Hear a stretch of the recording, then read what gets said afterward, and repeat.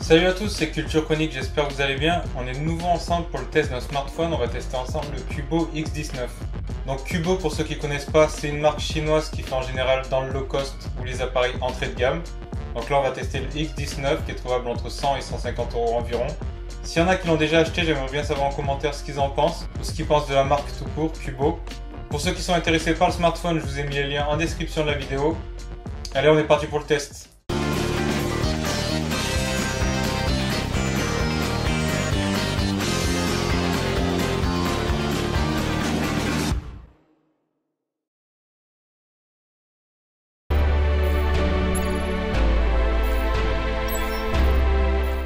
Comme je l'avais dit dans ma vidéo de déballage qui date déjà d'il y a 3 mois, le smartphone est beau. Même très beau. La face avant est classique, sans encoche, avec des bordures en haut et en bas. Le dos quant à lui attire tout de suite plus l'œil, on a le droit à un dégradé de couleur bleu-vert, comme on peut le voir sur certains smartphones Huawei, et ça rend plutôt très bien.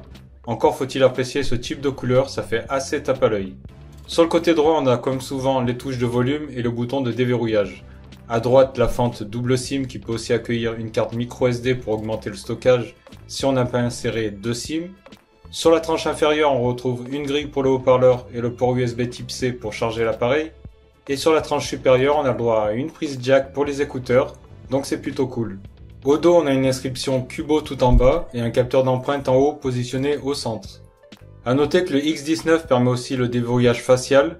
Que l'on utilise l'une ou l'autre des méthodes, le smartphone se déverrouille sans problème, à condition que l'on ait une bonne luminosité pour le déverrouillage facial. En haut à gauche est positionné le double capteur photo de 16 et 2 mégapixels. Et enfin sur la face avant on a l'écran, le haut-parleur pour les appels, une diode de notification et un capteur photo de 8 mégapixels pour les selfies. Le X19 se prend bien en main, la taille est bien adaptée, ni trop grand ni trop petit, il est juste un poil épais mais rien de très grave. L'appareil après mise à jour tourne sous Android 9.0 Pie, ce qui est très bien et lui permet d'être à la page, et c'est toujours appréciable que des marques low cost effectuent un suivi de leur appareil. D'autant plus qu'Android 9 est particulièrement bien adapté aux appareils peu puissants. C'est une version presque stock d'Android et qu'on aime ou qu'on n'aime pas Android en version pure, force est de reconnaître que c'est plutôt bien adapté aux smartphones entrée de gamme. En tout cas bien mieux que les surcouches mal optimisées que l'on peut trouver sur d'autres smartphones. Et puis cela permet au constructeur de se concentrer sur d'autres aspects de l'appareil. Niveau application, on a le strict nécessaire avec les applications Google bien mises en avant, mais si on a besoin de plus, on a bien sûr le Play Store. En plus, on a une option pour adapter la luminosité à l'éclairage ambiant, et ça fonctionne la plupart du temps très bien.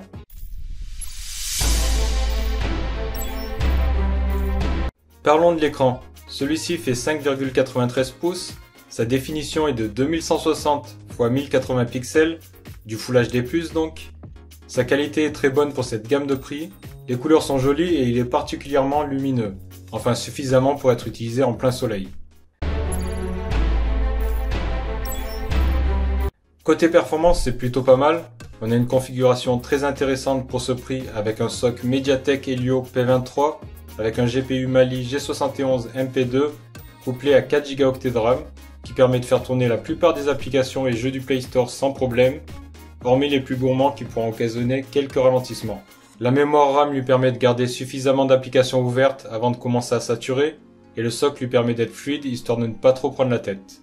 Je l'ai testé sur Antutu et j'ai obtenu le score de 96 445 points, donc c'est plutôt pas mal sans être extraordinaire. Pour la photo, Cubo a décidé d'équiper son appareil d'un double module arrière de 16 et 2 mégapixels. J'ai trouvé que le rendu des couleurs reflétait assez bien la réalité. Certains trouveront ça peut-être un peu terne. Quand on a une luminosité correcte, les photos sont suffisamment jolies et détaillées. Par contre, l'appareil a du mal à gérer les journées trop ensoleillées. Et le rendu dans ce cas-là n'est pas super.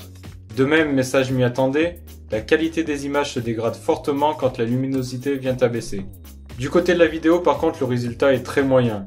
L'aspect est terne, les tremblements sont omniprésents et en plus l'appareil a énormément de mal à gérer les changements de luminosité. Niveau connectivité, on a du Bluetooth 4.2 et 4 des 5 bandes 4G utilisées en France.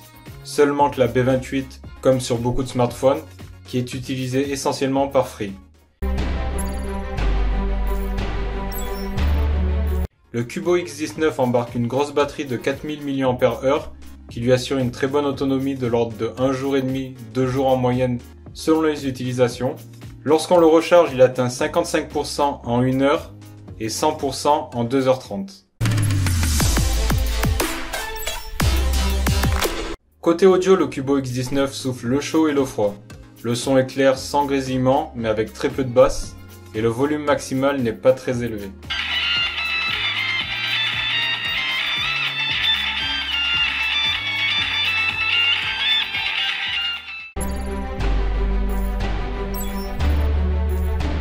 En conclusion, Cubo a livré un bon travail, le smartphone est équilibré, agréable à l'œil et à l'utilisation.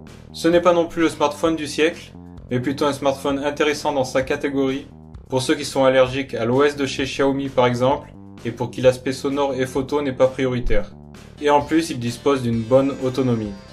Alors voilà, cette vidéo touche à sa fin, je pense qu'on a fait à peu près le tour, qu'on a vu à peu près les qualités et les défauts de ce Cubo X19. Pour ceux qui l'ont toujours pas fait, je vous le redis, n'hésitez pas à vous abonner gratuitement et à activer la petite cloche pour recevoir une notification dès que je sortirai une nouvelle vidéo. À mettre aussi un petit pouce bleu, ça aide grandement au référencement de mes vidéos. Et à me suivre sur mon tout nouveau compte Instagram, sur mon Facebook, sur mon Twitter et sur mon blog culturechronique.fr. Donc il y a des articles détaillés avec des images et des jolis textes. Sur ce, passez une bonne journée, portez-vous bien, ciao ciao!